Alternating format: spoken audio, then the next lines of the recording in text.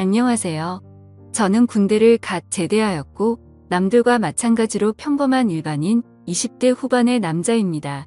특별하게 다른 거라고 한다면 제 엄마는 엄청 젊어요. 21살에 저를 낳았다고 들었습니다. 요즘은 평균 30대에 결혼한다고 치면 저는 정말 일찍 태어난 거였죠. 그리고 우리 아버지는 저와 제 엄마와 같이 살지 않았습니다.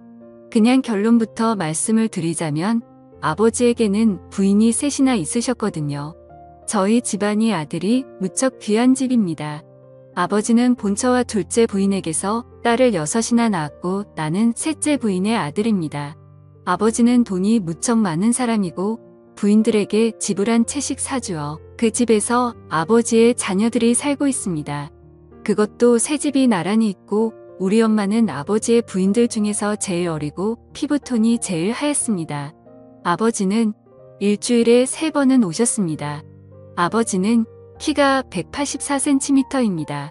게다가 남성미도 넘치셨었죠. 엄마는 아버지의 방문을 준비하는 낙으로 살고 있는 듯 했어요. 아버지가 좋아하시는 음식, 아버지가 좋아하는 음악을 틀어놓고 아버지만 기다렸으니까요. 아버지는 유일한 아들인 나에게 교육비를 아끼지 않으셨고 나는 열심히 공부를 해서 엄마와 아버지에게 인정받는 낙으로 살았습니다. 사실 그것은 생존 본능이었어요. 6명의 누나들은 나를 시기했고 미워했습니다. 지나가기만 해도 노려봤어요. 특히 작은 엄마는 나를 안 보이는 곳에서 밀치기도 했습니다. 그런 일을 당했을 때 엄마에게 바로 말하지 않은 것은 아빠를 나눠 가진 큰엄마, 작은 엄마의 스트레스를 나도 이해할 수 있었기 때문이었습니다. 할머니는 설에 나에게 가장 많은 세뱃돈을 주셨고 나에게 이 집안의 사업을 이어받을 유일한 장손이라며 계속 열심히 공부하면 많은 것을 물려줄 것이라고 호언장담하셨다. 그때 누나들의 표정을 잊을 수 없어요. 자기들이 물려받을 재산을 저 어린 놈에게 준다고 하며 도끼에 찬 그 눈빛을 말입니다. 그 당시 유일하게 웃고 있었던 사람은 아버지와 젊고 예쁜 내 엄마뿐이었어요. 아버지는 월수 금요일에 우리 집에 오셨고 기분 좋게 저녁 식사를 한 후 나에게 일찍 자라고 했습니다. 나는 두 분이 뭘 하려고 하는지 다 알고 있음에도 불구하고 아버지의 말을 들어줄 수밖에 없었어요. 아버지는 엄마에게 젊은 부인과 일을 치르니 젊어져서 좋다며 매일 와서 같이 살고 싶은데 조강 지쳐버리면 벌 받는다고 미안하다며 엄마의 머리를 쓰다듬고 가셨습니다. 나는 엄마 옆에서 곤히 잠든 척했고 아버지는 매번 내가 잘 자는지 확인했습니다. 엄마는 쟤는 한번 잠들면 옆에서 대포를 쏴도 못 들어요라고 했습니다. 사실은 그렇지 않았어요. 그냥 잠든 척 하고 있었을 뿐이었죠. 엄마는 나를 잘 키워서 아버지 사랑을 독차지함과 동시에 아버지 재산을 많이 차지할 생각을 하고 있었어요. 너무 속 보이는 엄마가 여우 같다고 생각했지만 한편으로는 그런 의지를 가지고 사는 젊은 엄마가 안 돼 보이기도 했습니다. 그러던 어느 날 엄마와 아버지가 드라이브를 하다가 교통사고가 났습니다. 엄마는 크게 다쳐서 요양병원에서 살고 계신 지 벌써 8년이나 되었던 거죠. 아버지는 운이 좋아 몇 주간 입원 치료를 받고 퇴짜하셨습니다. 나는 엄마가 없어 큰엄마의 도움을 받아 끼니를 해결했고 아버지는 그런 나를 더 안쓰럽게 여겼어요. 큰엄마에 대해 설명하자면 딱 봐도 맏며느리감입니다. 퉁퉁한 몸매에 넙대대한 얼굴, 호탕한 성격의 소유자이십니다. 딸 넷을 낳고 아버지의 본처라는 지위를 이용해 명절 때 작은 부인들에게 일을 시키고 나중에 용돈을 몰래 주기도 했어요. 당근과 채찍을 적절하게 쓸 줄 아는 스타일이었지요. 게다가 내가 미울 텐데 나에게 늘 친절했습니다. 누가 보지 않아도 늘 한결같이 대해주었고 큰엄마가 만들어주신 고소한 잡채 오이 소박이는 정말 일품이었어요. 내 존재가 무척 신경 쓰일 텐데 나에게 잘해주시는 큰엄마를 의지하게 되었습니다. 어느 날 엄마에게 면회를 갔다 온 후 차도가 없는 엄마를 생각하며 시무룩한 표정으로 집에 앉아있는데 큰엄마가 술에 취해 반찬을 들고 오셔. 정씨가 힘내. 내 엄마는 반드시 회복할 거야. 희망을 잃지 마 하면서 내 등을 두드려 주었어요. 그런 큰엄마의 따뜻한 마음이 느껴져 큰엄마를 부둥켜 안고 울었습니다. 큰엄마는 나를 안아주고 마음껏 울라고 하셨습니다. 나는 그때 대학생이었고 2달 뒤에 군입대를 앞두고 있던 때였습니다. 큰엄마는 그러지 말고 우리 술 마시자고 했고 나는 냉장고에서 막걸리와 안주를 챙겨 나와 식탁에 마주 앉았습니다. 큰엄마를 다시 보니 은근 남자의 마음을 이해해주는 포근한 성격이었어요. 나는 용기를 내서 말했습니다.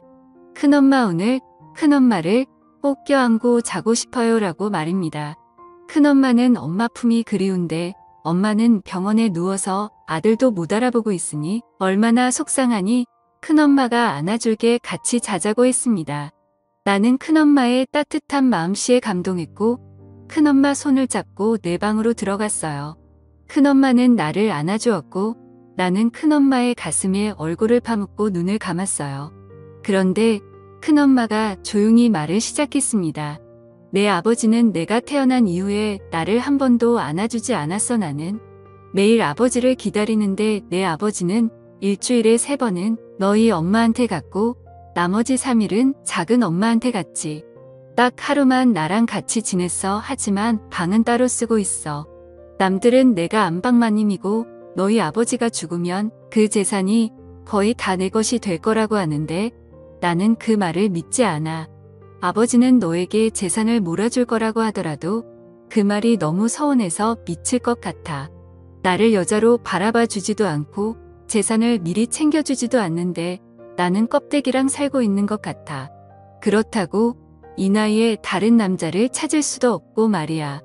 나라는 사람 하나를 놓고 봐도 참 안타까운 태생이지만 둘째 부인, 셋째 부인을 들여 자식 셋을 더 낳은 꼴을 보고 사는 큰엄마도 참 딱해 보였습니다. 더군다나 남편에게 여자로서 존중받지 못하는 것을 보니 큰엄마가 많이 외로웠을 거라는 생각이 들었어요. 큰엄마는 나를 꽉 안아주면서 한 번만 자기를 도와달라고 말했습니다. 오죽하면 나에게 그런 말을 하겠는가. 나는 30살이나 차이가 나는 큰엄마를 위로해주고 싶었습니다. 결국 저는 큰엄마의 부탁을 들어주게 되었죠. 처음에는 잘 몰랐지만 나와 은근 잘 맞는 것 같았어요. 이후 큰엄마는 내게 정말 고맙다고 말하면서 수표 2장을 쥐어주고 집으로 돌아갔습니다. 큰엄마의 한 맺힌 인생을 생각해 보니 가엾기도 했고 중년 부인의 매력을 알게 되니 만감이 교차했습니다. 큰엄마는 그날 이후로 반찬을 갖다 준다는 핑계로 우리 집에 자주 왔고 내가 좋아하는 막걸리도 준비해서 말입니다.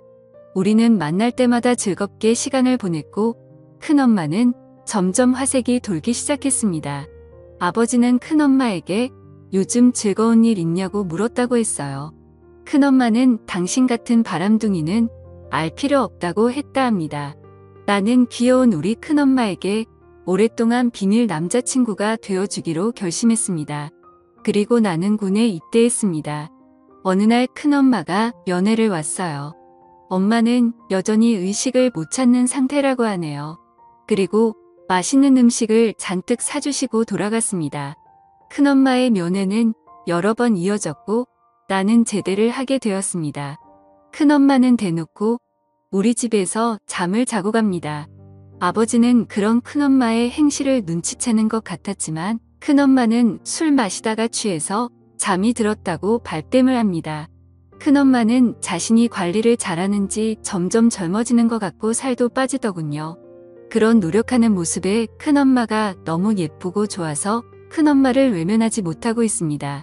이런 내가 잘못하고 있는 것이라면 벌은 나중에 받겠습니다. 하지만 큰엄마를 외면할 수는 없습니다. 아버지는 사람은 늘 돕고 살아야 한다고 하셨으니 나중에 우리의 사이가 들키게 되면 이게 다 아버지 때문이라고 되들어 볼 생각입니다. 제가 잘못된 행동을 저지르고 있는 걸까요? 현명한 여러분들의 답변을 부탁드리겠습니다. 오늘의 사연은 여기까지입니다. 감사합니다.